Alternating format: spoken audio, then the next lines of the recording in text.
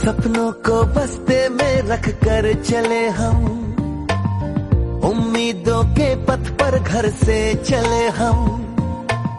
सपनों को बस्ते में रख कर चले हम, उम्मीदों के पथ पर घर से चले हम। स्कूल स्कूल स्कूल चले हम, स्कूल स्कूल स्कूल चले हम। सभी को नमस्कार। मैं गणेश कुमार स्वामी 6th क्लास की ऑनलाइन क्लास में आप सभी बच्चों का स्वागत करता हूँ। आज हम शुरू करते हैं पाठ नंबर 2, भोजन के घटक। कि भोजन के कौन कौन से घटक होते हैं, भोजन कैसे मिलता है, भोजन कैसे बनता है, वो हमने पिछले पाठ के अंदर देखा था कि भोजन कितने प्रकार का होता है, क्या होता है। तो भोजन के अंदर भोजन के ये घटक कौन कौन से हैं, इसके बारे में हम अभी चर्चा करते हैं। देखते हैं इसके अंदर पाठ के बारे में कि अध्याय 1 में हमने उन खाद्य पदार्थों की सूची बनाई थी जिन्हें हम खाते हैं। तो पाठ नंबर 1 में हमने ये देखा था कि कौन कौन से पदार्थ हमारे द्वारा खाए जाते हैं और अलग अलग राज्यों के अंदर अलग अलग प्रकार के खाद्य पदार्थ हमारे द्वारा खाए जाते थे। सूची बनाई थी आप लोगों ने। भारत के विभिन्न खाद्य भागों में खाए जाने वाले भिन्न भिन्न व्यंजनों के बारे में भी हमने बताया था और इन्हें मानचित्र में अंकित भी किया था। तो पिछले पाठ के अंदर हमने ये भी देखा था कि कौन कौन से भोजन होते हैं, क्या क्या भोजन होते हैं। भारत के अलग अलग राज्यों के अंदर अलग अलग क्षेत्रों के अंदर अलग अलग प्रकार के व्यंजन, अलग अलग प्रकार का भोजन किया जाता था और इसका हमने मानचित्र में अंकित भी किया था। ये भोजन कहाँ से प्राप्त होता है, इनके कच्चे उत्पाद क्या क्या है, वो सारे हमने पाठ नंबर 1 में पढ़ा था। एक प्रकार के भोजन में चपाती, दाल, बैंगन का भरता हो सकता है। तो ये फर्स्ट लेसन के अंदर हमने देखा था कि भोजन अलग अलग प्रकार के होते हैं। जैसे मान लो एक प्रकार के भोजन में चपाती है, जो हम रोटी खाते हैं, वो रोटी साथ में दाल, बैंगन का भरता या अन्य कोई भी सब्ज़ी हो सकती है। तो दूसरे में अन्य प्रकार का दूसरा भोजन होता है, उसमें चावल, सांभर और भिंडी हो सकती है। इसके अतिरिक्त अन्य भोजन में अप्पम, मछली और सब्जियां हो सकती है। ये अलग अलग प्रकार के 3 भोजन हमारे सामने अभी आए हैं। पहले के अंदर चपाती, दाल और बैंगन का भरता हो सकता है। दूसरे प्रकार में चावल, सांभर और भिंडी हो सकती है। इसके अलावा तीसरे प्रकार का भोजन और बताया गया है, जो कि है अप्पम, मछली और सब्जियां, जो कि नॉर्मली दक्षिण भारत के अंदर ये भोजन खाया जाता है। अब बात करते हैं हम एक क्रियाकलाप के बारे में। क्रियाकलाप हमको बता रहा है कि आमतौर पर हमारे आहार में अन्न से बना कम से कम एक व्यंजन होता है। हम जो कुछ भी भोजन करते हैं, उस भोजन में अन्न, जो धान होता है, उस धान से बना हुआ एक ना एक पदार्थ हमारे भोजन के अंदर जरूर होता है। दूसरे खाद्य पदार्थों में दाल या मांस का कोई व्यंजन, नॉर्मली हम शाकाहारी हैं तो हमारे भोजन के अंदर अन्न ज़्यादा मिलता है, लेकिन दूसरे प्रकार का जो भोजन है जो कि लगभग दक्षिण भारत के अंदर खाया जाता है, उनमें दाल या मांस का कोई व्यंजन तथा सब्जी हो सकती है।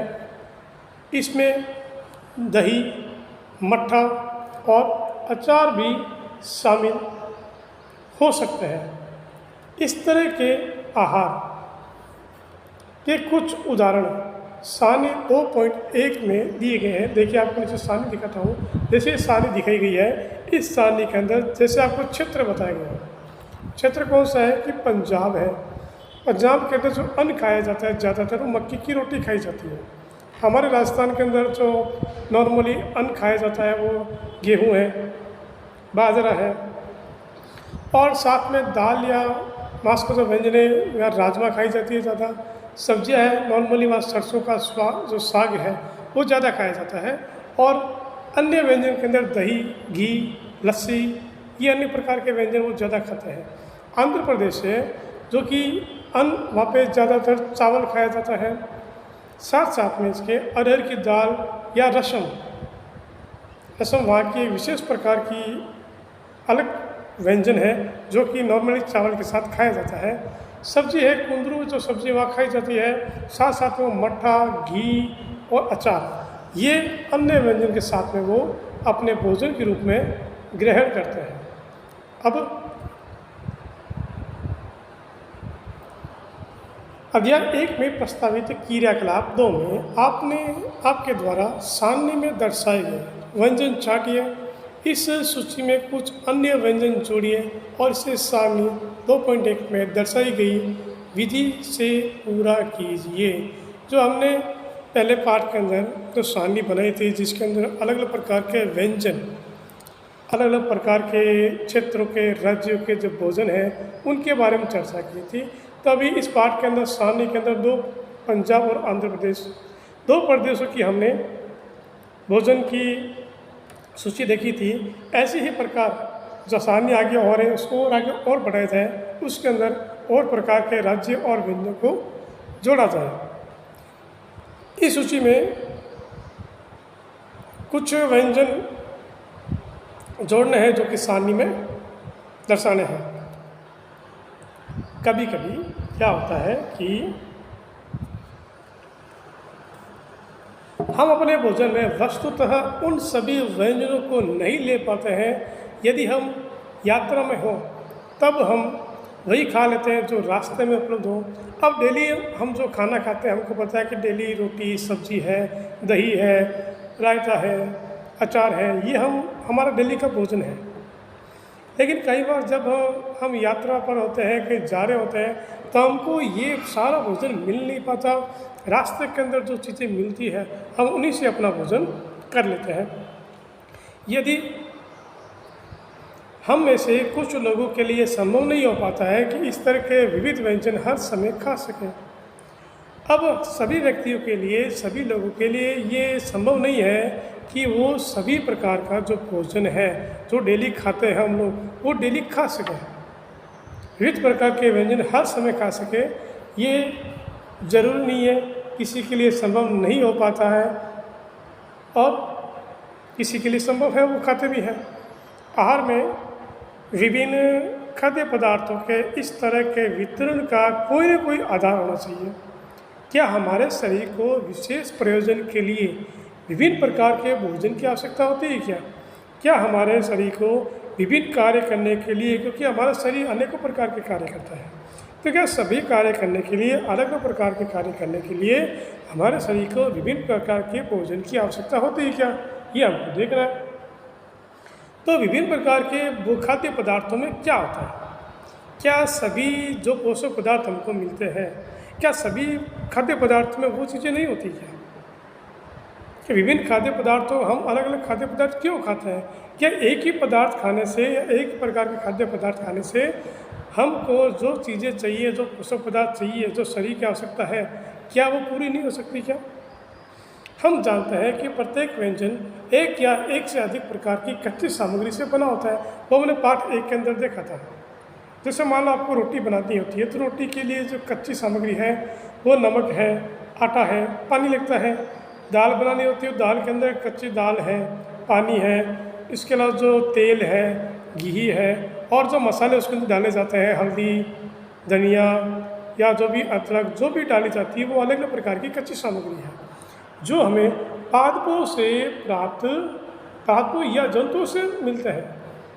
हम जो विभिन्न प्रकार के जो कच्ची सामग्री देखते हैं पदार्थों की, जो खाद्य पदार्थ खाए जाते हैं, उनमें जो कच्ची सामग्री डाली जाती है वो हमें पौधों से और जंतुओं से मिलते हैं। इस कच्ची सामग्री के संघटक क्या है, यानी ये जो कच्ची सामग्री है वो कहाँ से मिलती है? इस कच्ची सामग्री में हमारे शरीर के लिए कुछ आवश्यक घटक होते हैं। तो ये जो कच्ची सामग्री डाली जाती है, इनके अंदर हमारे शरीर के लिए आवश्यक बहुत ही जरूरी घटक पाए जाते हैं। इन घटकों को हम कहते हैं पोषक कहते हैं, या पोषक पदार्थ भी कह सकते हैं। वेरी इंपॉर्टेंट परिभाषा है कि पोषक पदार्थ किसे कहते हैं कि ऐसे घटक, ऐसे पदार्थ जो हमारे शरीर के लिए आवश्यक है उन्हें हम पोषक कहते हैं। हमारे भोजन में मुख्य जो पोषक है वो कार्बोहाइड्रेट है, प्रोटीन है, वसा है, विटामिन है, खनिज लवण है, जो हम शुरू से पढ़ते आ रहे हैं, जो कि पदार्थ किसी भी संतुलित भोजन के जो घटक है, जो अवयव है, कार्बोहाइड्रेट, प्रोटीन, वसा, विटामिन, खनिज लवण, ये हम सभी को बहुत ज़्यादा ज़रूरी है। इनके बिना शरीर का जो विकास है वो सही ढंग से नहीं हो पाता है। इसके अतिरिक्त हमारे शरीर में रुक्षांश और जल भी आवश्यक है। रुक्षांश जिसे हम आहारी रेशे भी कहते हैं, जो हम पत्ता गोभी खाते हैं, गाजर खाते हैं, मटर खाते हैं, या जो काजू बादाम खाए जाते हैं, या ऐसी सामग्री, ऐसे भोज्य पदार्थ जिनके अंदर रेशे बनते हैं, उन भोजन को लेना भी शरीर के लिए आवश्यक है। अगर ये रेशे शरीर के अंदर नहीं मिले तो हमारा जो उत्सर्जन करता है मल, वो सही ढंग से उत्सर्जित नहीं हो पाएगा। तो ये शरीर के लिए बहुत जरूरी है। नुकसान जिसे आहारी रेशे भी कहते हैं, और जल शरीर के लिए बहुत आवश्यक है, वो हमको पता है कि जल ही जीवन है, इसके बिना जीवन संभव नहीं है। कोई भी खाद्य सामग्री हम खाते हैं वो बिना पानी के शरीर के अंदर जाके पचती नहीं है। क्या सभी खाद्य पदार्थों में ये सभी पोषक पदार्थ होते हैं क्या? हम जो भी खाद्य पदार्थ खाते हैं, जो भी भोजन करते हैं, तो ऊपर जो हमने अभी कार्बोहाइड्रेट, वसा, प्रोटीन, खनिज लवण, जल, वृक्षांश, इनके बारे में पढ़ा है, क्या ये सारी चीज़ें उस खाद्य पदार्थ के अंदर होती है क्या? कुछ साधारण विधियों से हम ये जान सकते हैं कि कच्ची सामग्री या पके हुए भोजन में कौन सा एक या अधिक पोषक उपस्थित है। तो नॉर्मली कुछ विधियाँ होती हैं जिनके द्वारा हम ये पता कर सकते हैं कि जो कच्ची सामग्री या पका हुआ भोजन हम खा रहे हैं, इसके अंदर कौन सा पोषक पदार्थ सबसे ज़्यादा है। कार्बोहाइड्रेट, प्रोटीन, वसा के परीक्षण और अन्य पोषकों के परीक्षणों की अपेक्षा सरल है। कार्बोहाइड्रेट, प्रोटीन और वसा, इनकी भोजन के अंदर उपलब्धता, ये भोजन के अंदर ज़्यादा है या कम है, इसकी जानकारी हम दूसरे पोषक पदार्थों, वृक्षांश है, आहार जो अन्य वसा वृक्षांश, प्रोटीन है, या जो जल है, इसकी उपस्थिति की तुलना में इनकी उपस्थिति जानकारी हम जल्दी से और आसानी से प्राप्त कर सकते हैं। तो ऐसे ही कुछ क्रियाकलाप हैं जिनके द्वारा हम पता कर सकते हैं किस भोजन के अंदर कार्बोहाइड्रेट ज़्यादा है, किसके अंदर प्रोटीन ज़्यादा है, किसके अंदर वसा ज़्यादा है। ये हम नेक्स्ट वीडियो के अंदर देखेंगे। अभी तक जो पढ़ा है इसको अच्छी तरह पढ़ना, इसको याद करना है, इसके नोट्स बनाएं, ताकि आपको नेक्स्ट टाइम जो वीडियो बनेगा उसको समझने में ईजी रहेगा। आगे इसकी रीडिंग करें। नेक्स्ट वीडियो के अंदर हम पता करेंगे कि कार्बोहाइड्रेट, प्रोटीन, वसा के परीक्षण कैसे कर सकते हैं।